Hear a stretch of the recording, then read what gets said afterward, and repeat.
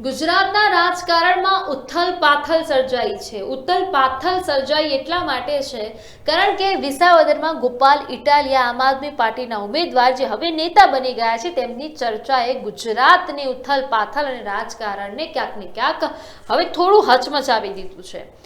એવું એટલા માટે કારણ કે હવે ભારતીય જનતા પાર્ટીના સી.આર. પાટીલને અને બીજા બધા જ જે નેતાઓ છે એને સી.આર. પાટીલ ચેલેન્જ આપી રહ્યા છે।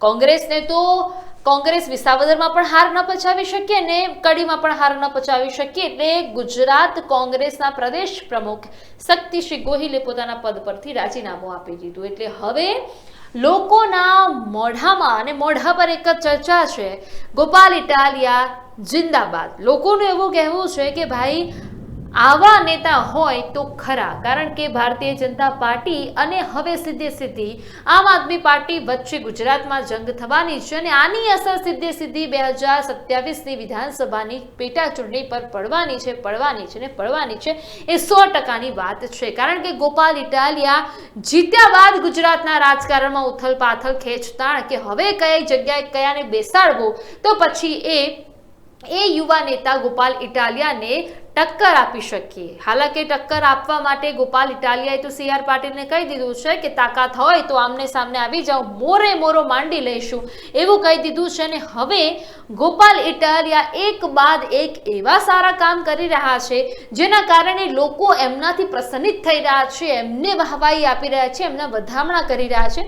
બે ત્રણ કિસ્સાની વાત કરવી છે જે ગોપાલ ઇટાલિયા જે તે મંદિર છે ત્યાં જઈ રહ્યા છે, તેમના માતાજીના દર્શન કરી રહ્યા છે, એમને કહી રહ્યા છે કે ભાઈ તમે અમારો સાથ અને સહકાર આપ્યો એ બદલ માતાજીનો પણ આભાર વ્યક્ત કરી રહ્યા છે, લોકોના ઘરે જઈ રહ્યા છે। એવી ઘણી ખરી જે ચર્ચાઓ છે તેના પર થોડું જોર કરવું છે અને થોડું ધ્યાન દોરવું છે। પહેલા તો વિસાવદરના એક કારખાનામાં જઈ કારીગરોની મુલાકાત લીધી ગોપાલ ઇટાલિયાએ। લાઈવ 24 ન્યૂઝની સ્ક્રીન પર આપ દ્રશ્યો છે એ જોઈ શકો છો કે ગોપાલ ઇટાલિયા દ્વારા કારીગરોની મુલાકાત લેવામાં આવી છે અને કારીગરોને એવું કહેવામાં આવ્યું છે કે ભાઈ વિસાવદરમાં હવે હું આવી ગયો છું એટલે હું તમને મળવા આવ્યો છું એક ધારાસભ્ય। એટલે તમે લાઈવ 24ની સ્ક્રીન પર જોઈ શકો છો કે વિસાવદરમાં જે કારખાનું છે ત્યાં કારીગરોની મુલાકાત ગોપાલ ઇટાલિયા દ્વારા લેવામાં આવી છે। એના પછી વિસાવદર વિધાનસભામાં આવતા રામપરા ગીર ગામમાં સ્થિત શ્રી નવદુર્ગા ધામ મંદિર નવદુર્ગા માતાજીના દર્શન કરી આઈ શ્રી રૂપલમાના આશીર્વાદ ગોપાલ ઇટાલિયા દ્વારા લેવામાં આવ્યા છે। તમે એ પણ દ્રશ્યો લાઈવ 24 ન્યૂઝની સ્ક્રીન પર જોઈ શકો છો। હવે સૌથી સારા સમાચાર અને મોટા સમાચાર અહીંયા એ છે કે લોકો રડી રહ્યા છે ગોપાલ ઇટાલિયાને જોઈને, કારણ કે લોકો એવું કહી રહ્યા છે કે ધારાસભ્ય કેવા હોય, અમે તો જોયા જ નથી, કારણ કે કામ પૂરું થઈ જાય અને પછી ધારાસભ્ય આવતા જ નથી અમારા ગામમાં।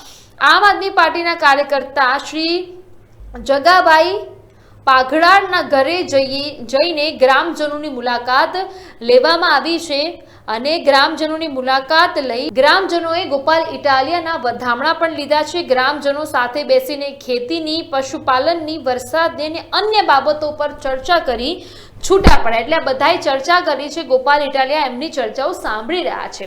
તમે લાઈવ 24 ન્યૂઝની સ્ક્રીન પર જોઈ રહ્યા છો કે લોકો એમના વધામણા લઈ રહ્યા છે, તે ચર્ચાઓ કરી રહ્યા છે અને કેવો સરસ મજાનો માહોલ એ ગ્રામજનોને લાગતો હશે।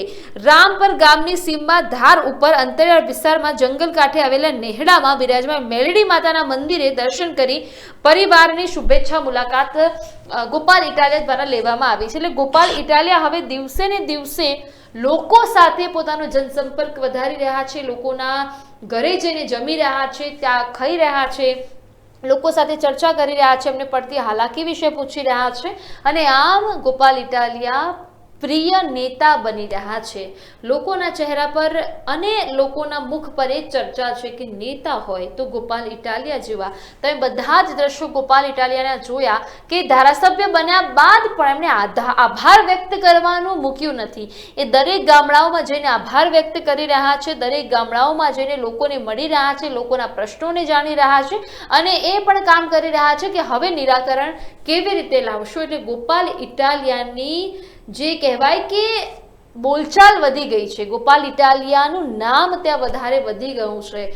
તમને શું લાગે છે કે ગોપાલ ઇટાલિયા ભારતીય જનતા પાર્ટીને સીધી ટક્કર આપનાર નેતામાંનો એક નેતા છે કે નહીં? મને કમેન્ટમાં અવશ્યપણે જણાવજો. ને આપે Live24 ન્યૂઝ સબસ્ક્રાઇબ નથી કરી તો હમણાં સબસ્ક્રાઇબ કરી લેજો. નમસ્કાર.